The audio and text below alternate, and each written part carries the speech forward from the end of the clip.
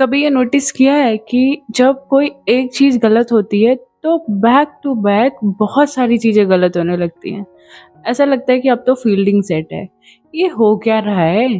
एक चीज़ मेरे साथ भी ऐसा हुआ है और शायद वो सिचुएशन ना मेरे माइंडसेट की वजह से क्रिएट हुआ। मैं ये नहीं बोलूँगी कि सिर्फ पॉजिटिव बोलो और सारी चीज़ें सही हो जाएँगी। रियल लाइफ में ऐसा नहीं होता है। कुछ प्रैक्टिकल भी होना चाहिए ना हमें। लेकिन एक ये है ना जो हमारा माइंडसेट है ना, ये बहुत बड़ा वेपन है कि अगर नेगेटिव है तो नेगेटिव ही आएगा। जैसी आपकी कंडीशन है वैसी ही कंडीशंस ऐड ऑन होंगी। और अगर ये पॉजिटिव है, आप अच्छा सोच रहे हो, है ना? प्रोग्रेसिव माइंडसेट है तो फिर अच्छा ही होता है।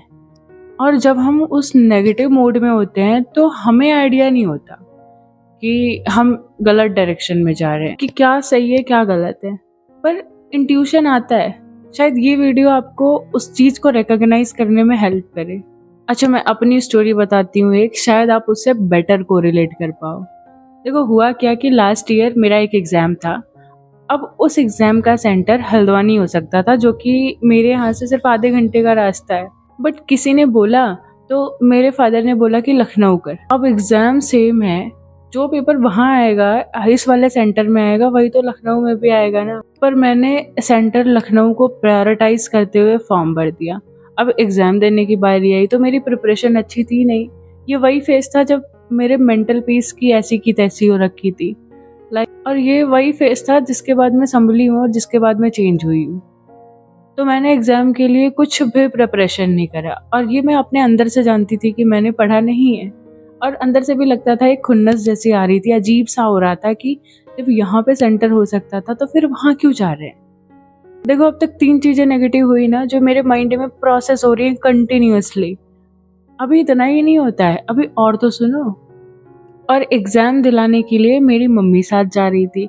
मम्मी के साथ मेरा भाई अपने कॉलेज से छुट्टी लेकर के मुझे एग्ज़ाम दिलाने के लिए आ रहा था। It was like a forced family trip. मेरे माइंड में ये सवाल आ रहा था, यार एग्ज़ाम देने सब जाते तो हैं, जा तो मैं भी सकती हूँ ना। तो चिड़चिड़ापन, वो खुन्नस, ये भी ऐड ऑन हो गया। एग्ज़ाम का पता नहीं, प्रिपरेशन का पता नहीं, ट्रेन की टिकट्स वगैरह बुक हो गई। अब ट्रेन थी हमारी, यहाँ से रात को मुझे निकलना था और मॉर्निंग में मैं लखनऊ पहुँच जाती। वहाँ से करीब 30 किलोमीटर के डिस्टेंस में मेरा सेंटर था। अब सुनो, जो बहुत इम्पोर्टेंट है, मेरी जो है अपर बर्थ की सीट थी और जो साइड वाली अपर बर्थ वाली सीट होती है वो मेरे भाई की थी। एंड नीचे जो मिडल बर्थ होता है जस्ट नीचे, वो मेरे मम्मी की थी। अब एग्ज़ाम टाइमिंग थी मेरी 11 बजे। तो आइडियली मुझे ट्रेन में सो जाना चाहिए था वहाँ पे और फिर जो है मॉर्निंग में वहाँ जाकर के एग्ज़ाम देना था। पर मुझे नींद ही नहीं आ रही थी रात में। तो मैं थोड़ा टाइम मैंने फ़ोन चलाया। मैं अपनी सीट से ऊपर से नीचे उतर रही थी और जो मिडल वाला बर्थ होता है वो मेरे मम्मी का था। सब सो रहे थे, 4:30 बजे का टाइम हो रहा था सुबह का। तो मैं उतरती हूँ, तब तक बीच में मेरी मम्मी जग गई। उन्होंने बोला कि क्या हुआ, कहाँ जा रही है? तो उस टाइम पे मेरा माइंड काम नहीं किया और मुझे लगा कि मैं ज़मीन पे पैर रख रही हूँ, बट हवा में थी और मेरा पैर वहाँ पर टेढ़ा हो गया, मेरा पूरा प्रेशर मेरे पैर पे आ गया। इसके बाद मैं बेहोश। एट दैट मोमेंट मुझे समझ ही नहीं आ रहा था कि ये हुआ क्या, ये हो क्या रहा है? तो फिर उसके बाद मैं सो गई। सो करके जब उठी तो पैर ऐसा भयंकर दर्द हो रहा था कि चला भी नहीं जा रहा था। मॉर्निंग हुई, ट्रेन लखनऊ पहुँच गई, वहाँ से हम उतरे। 10 मिनट की डिस्टेंस आधे घंटे में कवर हुआ मेरे से। फिर जो है कैसे-कैसे करके सेंटर तक पहुँची। अब मेरे मुँह में पूरे छाले भरे पड़े हुए थे, माउथ अल्सर्स होते हैं वो, प्लस पैर टूटा है, प्लस नींद पूरी रात नहीं आई है। मुझे बैठना कहाँ है एग्ज़ामिनेशन के लिए, जहाँ पे फुल्ली फ़ोकस्ड होकर के जाना चाहिए।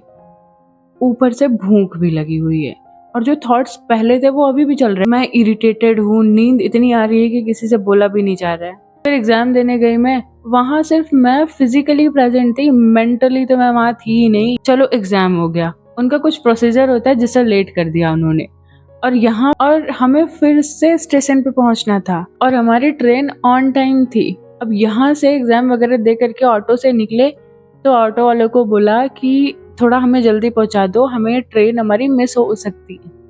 अब बीच में क्या हुआ कि इतनी भयंकर बारिश आ गई कि ऑटो चल ही नहीं रहा, उसकी स्पीड उतनी कवर हो ही नहीं रही है। अब हमारे ट्रेन के डिपार्चर टाइम को बचा 10 मिनट और अभी भी हम स्टेशन पे नहीं पहुँचे थे। अब हमें चल करके स्टेशन के प्लेटफॉर्म तक जाना था और फिर उस प्लेटफॉर्म से जंक्शन, लखनऊ जंक्शन जाना था, वो भी करीब 500 मीटर या सीढ़ियाँ वगैरह चढ़ करके, दौड़ करके, भाग करके, पूरा पानी भरा हुआ था नीचे, वहाँ से भागना था।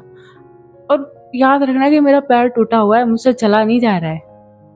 अब उस कंडीशन में हमें भाग-भाग करके अपनी ट्रेन बोर्ड करनी थी, बट कैसे पहुँच पाते?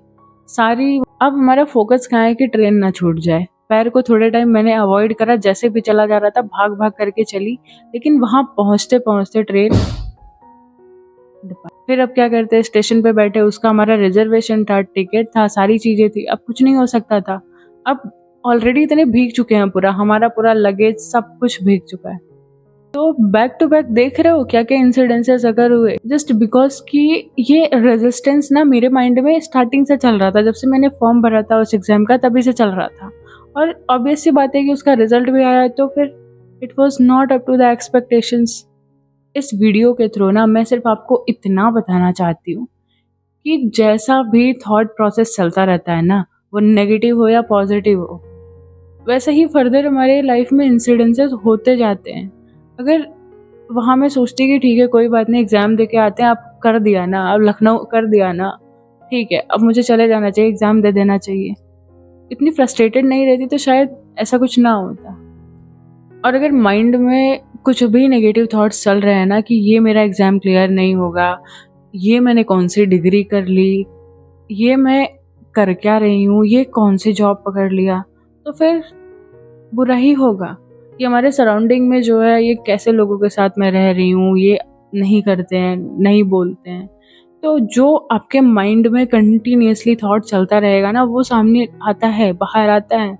एंड वही चीज़ है ना कि जैसा सोचोगे वैसा बन जाओगे, और जैसा बनना है वैसा सोचो ना, फिर you have that option too. और पॉजिटिव चीज़ें भी होती हैं, बहुत सारी चीज़ें मैंने एक्सपीरियंस करी हैं कि चीज़ें यूँ हो जाती हैं, बस तुम्हारा माइंडसेट अच्छा होना चाहिए कि अब जिस कंडीशन में हो ना, ये चीज़ें ऐसी होनी थी एंड अब नहीं बदल सकते। प्रेज़ेंट में अभी जो कर सकते हो ना, वो कर सकते हो। पास्ट में जो हो गया उसको नहीं बदल सकते, कोई टाइम मशीन नहीं है हमारे पास। और फ्यूचर में जो होने वाला है, वो भी डिपेंड करता है कि अभी प्रेज़ेंट में क्या करोगे। उस टाइम पे अगर जो है मैं इससे फ्रस्ट्रेटेड होकर के, इन सारी चीज़ों को हटा करके, चलो ठीक है अब सेंटर चूज़ कर लिया ना, अब मुझे पढ़ना है, बट नहीं, खुन्नस थी मेरे अंदर। तब बात ये है ना कि तब मुझे कोई रियलाइज़ेशन नहीं होता था कि जो हो रहा है मेरे हिसाब से नहीं हुआ तो फिर ये सही नहीं है। और अगर मेरे हिसाब से चल रही है चीज़ें, जो जैसा मैंने सोच रखा है अपने माइंड में वैसी चल रही चीज़ें, तभी अच्छी हैं, वरना नहीं है। आपके माइंड में कोई भी एक्शन को लेकर के अगर थॉट आता है ना, तो उसको थोड़ा-सा पॉज़ करके उसको देखो कि हाँ, ये कैसा थॉट है, कि किसी का भला होना है इससे, या मेरा भला होना है, नहीं होना है, डिग्रेड होनी है लाइफ़। तो समझ में आ जाता है और उसको उसी टाइम पे सँभाल लो, तो फिर it all will be good. इसीलिए लाइफ़ में अगर अगली बार कोई ऐसी सिचुएशन आती है ना, तो थोड़ा पॉज़ लेना, क्या सिचुएशन सच में इतनी ख़राब है, या फिर ये मेरा माइंड ही है जो मुझे इन सब चीज़ों में फँसा रहा है, जो सारी चीज़ें ये क्रिएट कर रहा है? आपको आंसर मिल जाएगा।